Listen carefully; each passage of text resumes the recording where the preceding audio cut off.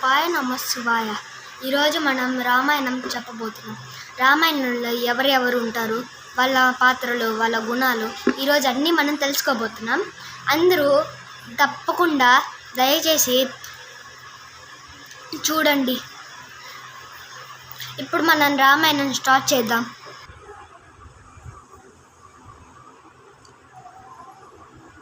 First మనకి రామాయణం తెలియాలంటే మనం ఇక్ష్వాకు వంశం గురించి తెలుసుకోవాలి. ఇక్ష్వాకు వంశం అనేది సూర్యుడు కులదైవంగా ఉన్న వంశం. ఈ ఇక్ష్వాకు వంశానికి మొదటి రాజు వచ్చి ఇక్ష్వాకుడు. ఈయనకి పరమ విష్ణు భక్తి. ఈయన విష్ణుకి ఎప్పుడు తపస్సు చేసేవాడు.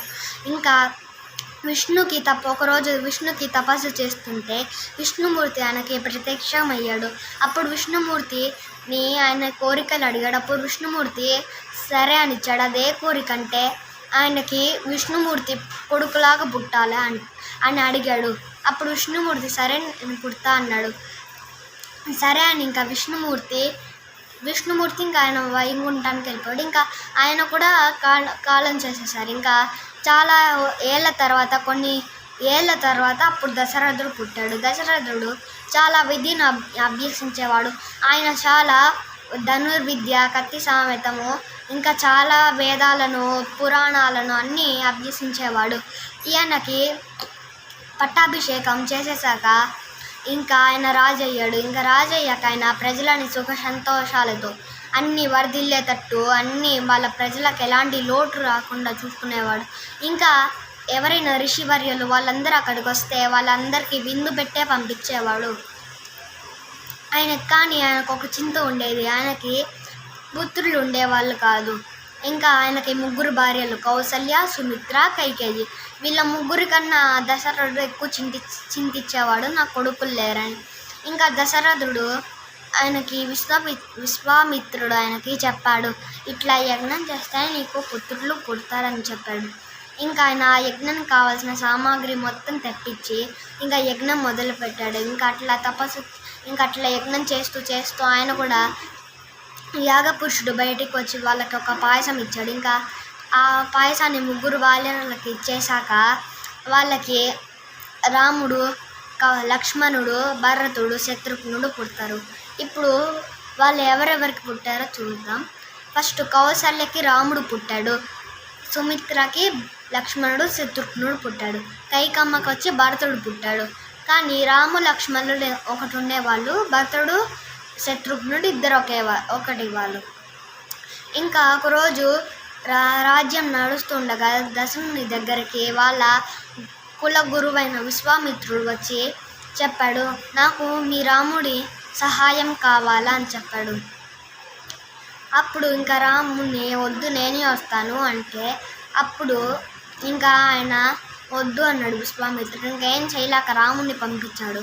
ఇంకా ఆయనకి చెప్పాడు ఏమంటే యజ్ఞం చేసేటప్పుడు 2 రాక్షసులు పుర్రెలు, అస్థి పంజరాలన్నీ యజ్ఞంలోకి వేస్తున్నారని. అప్పుడు ఇంకా రాముడు కూడా బయలుదేరి అక్కడికి వచ్చాడు యజ్ఞం చేసే దగ్గరికి. ఇంకా అక్కడికి వచ్చాక యజ్ఞం మొదలు పెట్టాక కొంతసేపటి తర్వాత వాళ్ళు ఎముకలు, అస్థి పంజరాలు, రక్తాలను అన్నీ యజ్ఞంలో వేస్తుంటే ఇంకా రాముడు ఆయన బాణం తీసి సుబాహుని కొట్టాడు. సుబాహుడు ఎక్కడో వెళ్ళి పడిపోయాడు. ఇంకా మారీచుడేమో తప్పించుకున్నాడు. సుబాహుడు చనిపోయాడు. ఇంకా మారీచుడు తప్పించుకున్నాడు. ఇంకా తర్వాత వాళ్ళు ఆ యజ్ఞాన్ని పూర్తి చేసేసుకొని ఇంకా వాళ్ళు ఎక్కడికి వెళ్ళారంటే సీతమ్మ స్వయంవరానికి వెళ్ళారు. అక్కడికి ఎవరెవరు వచ్చారంటే కొంతమంది రాజులు వచ్చారు, ఇంకా రావణాసురుడు వచ్చాడు, ఇంకా రాముడు వచ్చాడు. ఇంకా వాళ్ళు బయలుదేరారు. ఇంకా అక్కడికి వెళ్ళాక స్వయంవరంలో అందరు రాజులు అక్కడ ఒక శివధనుస్సు అని ఒకటి ఉండేది. ఆ శివధనుస్సును అందరు ఎత్తేదానికి ట్రై చేశారు, ప్రయత్నించారు కానీ వాళ్ళు ఎత్తలేకపోయారు. దాన్ని రాముడు వంతు వచ్చింది. ఇంకా రాముడు దాన్ని సులువుగా ఎత్తేసి దాన్ని గురి పెట్టాడు. ఇంకా జనక మహారాజుకి అర్థమైపోయింది ఈయన శ్రీ మహావిష్ణువు అని. ఇప్పుడు మనం సీతమ్మ గారి చరిత్ర తెలుసుకుందాం. ఆమె ఎట్లా పుట్టింది అసలు. సీతమ్మ గారు అయ్యో నిజ ఆమె ఎవ్వరికి పుట్టలేదు. ఆమె ఒకరోజు చెరువు ఒడ్డున దున్నుతూ ఉంటే ఒక పెట్టెలో సీతమ్మ దొరికింది. ఇంకా జనక మహారాజు ఆమెని పెంచుకున్నాడు. అట్లా సీతమ్మ వారు కూడా పెద్దయ్యారు. ఇంకా పెళ్ళిడు వచ్చేసింది. ఇప్పుడు రాముడు శివధనుస్సుని గురిపెట్టాక జనక మహారాజుకి శ్రీ మహావిష్ణు అని అర్థమైపోయి ఆయనకిచ్చి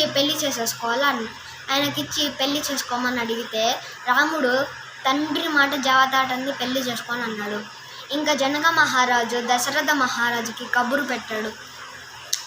ఇంకా వాళ్ళు దశరథ మహారాజు దగ్గరికి వెళ్ళి అడిగాడు. అట్లా అడిగితే దశరథ మహారాజు కూడా వచ్చి ఒప్పుకున్నాడు. ఇంకా వాళ్ళకి పెళ్ళి అయిపోయింది. ఇంకా రాముడు, లక్ష్మణుడు, సీతమ్మ వారందరూ దశరథి అయోధ్యకు వచ్చేసారు. అయోధ్యకి వాళ్ళు రాగానే సీతమ్మ అందరిని చూసి కౌసల్య, సుమిత్ర, కైకేయి వాళ్ళందరూ మురిసిపోయారు. దీని తర్వాత వచ్చి మనం ఇప్పుడు చెప్పుకోబోతున్నాం. అందరూ జాగ్రత్తగా వినండి. ఇప్పుడు మనం వాళ్ళందరూ అడవిలోకి ఎట్లా వెళ్ళారో చూసుకుందాం. ఇంకా రాజ్యం సుఖంగా గడుస్తుండగా దశరథ మహారాజు ఇంకా రామునికి పట్టాభిషేకం చేసేయాలని అనుకున్నాడు. ఇంకా వాళ్ళందరూ నిర్ణయాలు తీసుకున్నదాన్ని వాళ్ళ 3 భార్యల దగ్గరికి వెళ్ళి అడిగాడు. వాళ్ళు 3 ఒప్పుకున్నారు. సరే అని పక్క రోజే పట్టాభిషేకం అని ముందు రోజు పట్టాభిషేకానికి కావాల్సిన సామాగ్రి మొత్తం తెప్పించాడు. ఇంకా మందర అనే ఒక పని పంచి ఉండేది కైకేయికి. ఇంకా మందర మాటలు మందర ఏమనిందంటే, ఇప్పుడు ఆ రాముడు రాజ్యం అయితే రాముని వాళ్ళ కొడుకులే కదా ఈ రాజ్యాన్ని పరిపాలించేది, మరి ఇంకా నీ కొడుకు ఎట్లా పాలిస్తాడు రాజ్యాన్ని అంటే, ఇంకా కైకమ్మ కూడా మారి వెంటనే దశరథ మహారాజు దగ్గరికి వెళ్ళి, నేను రాముని పట్టాభిషేకానికి ఒప్పుకోను, నా కొడుకే రాజు అవ్వాలంటే దశరథ మహారాజు ఒప్పుకోలేదు. అట్లానే రాముడే అవ్వాలంటే వాళ్ళు ఇంకా కైకమ్మ ఒప్పుకోలేదు. ఇంకా దశరథ మహారాజు ఏడ్చాడు. ఆమె కాళ్ళ మీద పడ్డాడు. ఇంకా ఇంకా చివరికి పట్టాభిషేకం రోజు వచ్చాక దశరథ మహారాజు రాముని పిలిచి చెప్పాడు, ఇంకా నువ్వు రాజు అవ్వలేవు రామ అని అంటే, కైకమ్మ వచ్చి నా శాపం వచ్చి 14 ఏళ్ళు నువ్వు వనవాసం చేసి రావాలా అంటే రాముడు సరే అని వెళ్ళిపోయాడు. ఇంకా భరతుడికి పట్టాభిషేకం అయ్యాక దశరథ మహారాజు కన్ను మూసేశారు. ఈ లోపల భరతుడు వాళ్ళ ఊరి నుంచి వస్తూ ఉంటాడు. ఈ లోపల భరతుడికి కబురు అందుతుంది. ఇంకా భరతుడు బయలుదేరి అక్కడికి వచ్చేటప్పటికి దశరథ మహారాజు చనిపోయి ఉంటాడు. రాముడు ఎక్కడ అని అడిగితే అందరూ చెప్తారు. ఇంకా భరతుడు కోపం వచ్చి కైకమ్మ మీద కత్తి తీయబోతుంటే కైకమ్మను వదిలేసి, ఎందుకంటే నువ్వు నా తల్లివి కాబట్టి నేను వదిలేస్తున్నా అని నీ మొహం కూడా చూడను అని వెళ్ళిపోతాడు. ఇంకా అరణ్యంలో రాముడు ఎట్లా బతికాడు, ఎట్లా అయింది, అసలు ఏమైంది అనేది మనం నెక్స్ట్ భాగంలో చెప్పుకుందాం. అందరూ ఆ నెక్స్ట్ భాగాన్ని మిస్ అవ్వకుండా చూడండి. ఓం నమః శివాయ చూడండి అందరూ పార్ట్ 2 మంచిగా.